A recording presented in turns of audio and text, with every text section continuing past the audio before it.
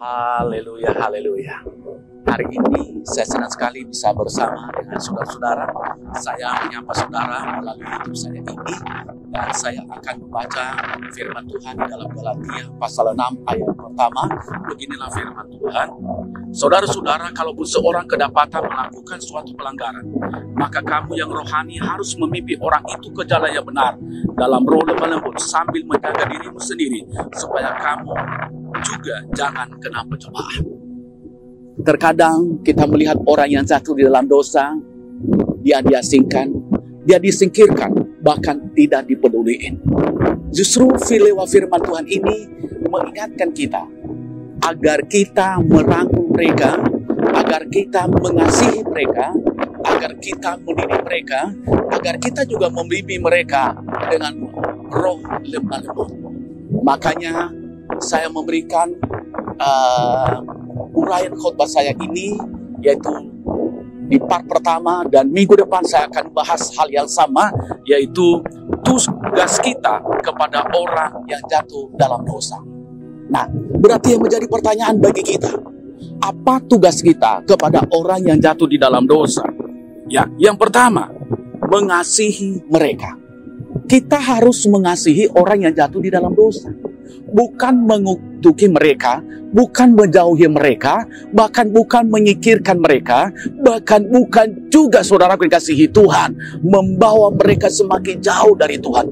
Tetapi kita harus mengasihi mereka dengan kasih apa? Dengan kasih yang tulus, yaitu kasih agape yang berasal dari Tuhan. Kalau kasih agape yang kita berikan kepada orang yang jatuh di dalam dosa, saya sangat percaya orang itu akan berbalik kepada Tuhan. Saya percaya orang itu akan datang kepada Tuhan. Saya percaya orang itu akan bangkit kembali dari segala dosanya. Saya percaya orang itu juga tidak akan pernah meninggalkan Tuhan. Jadi saudara, aku dikasih Tuhan, tugas kita yang pertama adalah mengasihi mereka. Yang kedua yang perlu saya sampaikan kepada kita, mengampuni mereka. Kita harus mengampuni mereka. Seperti Yesus berkata, doa Bapa kami, ampunilah mereka karena mereka tidak tahu apa yang mereka perbuat. Yang kita kerjakan dalam kita ampuni orang yang berdosa itu. Bukan kita menghakimi mereka, bukan kita menjauhi mereka, bahkan bukan juga, saudaraku dikasihi Tuhan, melakukan hal yang tidak berkenan kepada Tuhan. Bukan kita dendam kepada mereka, udah biar aja kamu mati, biar aja kamu masuk neraka. Jangan. Justru kita ampunilah mereka. Kita harus mengikuti karakter Yesus, kita harus mengikuti perbuatan Yesus, yaitu Dia mengampuni kita. Nah, itulah yang perlu kita kerjakan kepada orang yang jatuh di dalam dosa. Yang ketiga, saudaraku dikasih Tuhan, apa saja tugas kita kepada orang yang jatuh di dalam dosa? Mendoakan mereka setiap saat. Kita harus mendoakan mereka. Kita bawa mereka di dalam doa. Tuhan, biarlah Roh Kudus membukakan hati orang ini.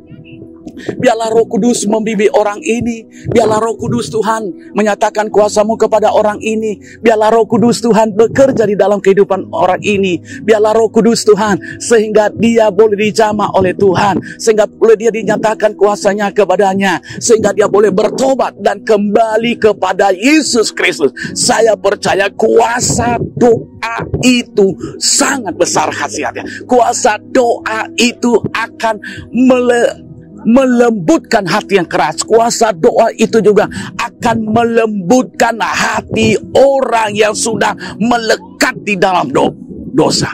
Nah, itulah tugas kita, saudaraku, di part yang pertama ini. Sukses saudara, Tuhan Yesus memberkati. Amin.